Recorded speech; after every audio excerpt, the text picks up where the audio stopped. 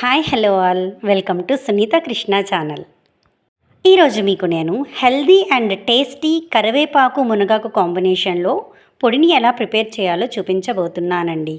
ఈ తీరులో తయారు చేసినటువంటి పొడిని వాడడం వలన ఐరన్ సమృద్ధిగా ఉండడం వలన రక్తహీనతను తగ్గిస్తుంది, జుట్టు బలంగా ఆరోగ్యంగా పెరగడానికి తోడ్పడుతుంది, కంటి చూపు మెరుగవుతుంది, ఎముకల్ని బలపరుస్తుంది, బ్లడ్లో షుగర్ లెవెల్స్ని కంట్రోల్ చేస్తుంది, జీర్ణ వ్యవస్థను మెరుగుపరుస్తుంది.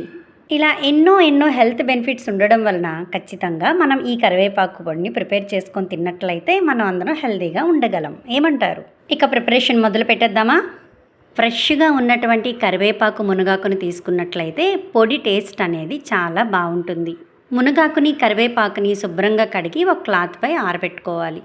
ఎండలో ఆరబెట్టాల్సిన అవసరం ఏమీ లేదు. మనం ఇంట్లోనే క్లాత్ పైన వేసి ఆరబెట్టుకుంటే సరిపోతుంది.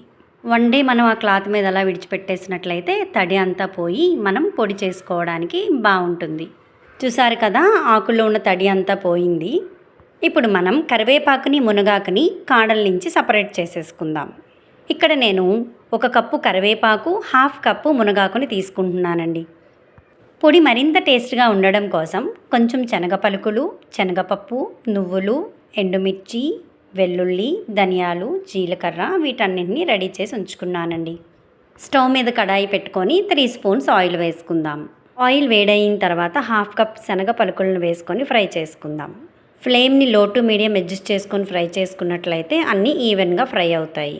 శనగ పలుకులు ఫ్రై అయిన తర్వాత 3 స్పూన్స్ శనగపప్పును కూడా వేసుకుందాం.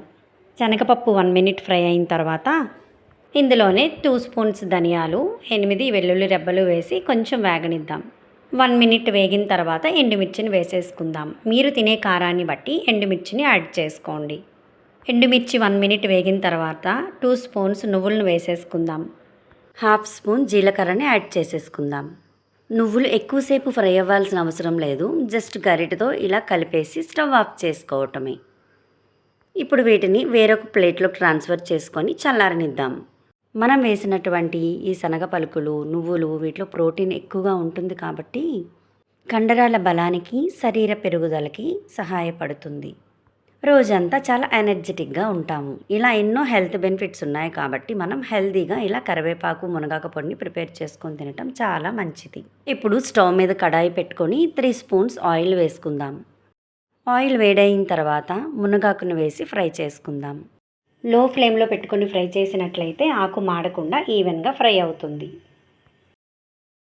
1 మినిట్ మునగాకు ఫ్రై అయిన తర్వాత ఇందులోనే కరివేపాకును కూడా వేసేసుకుందాం.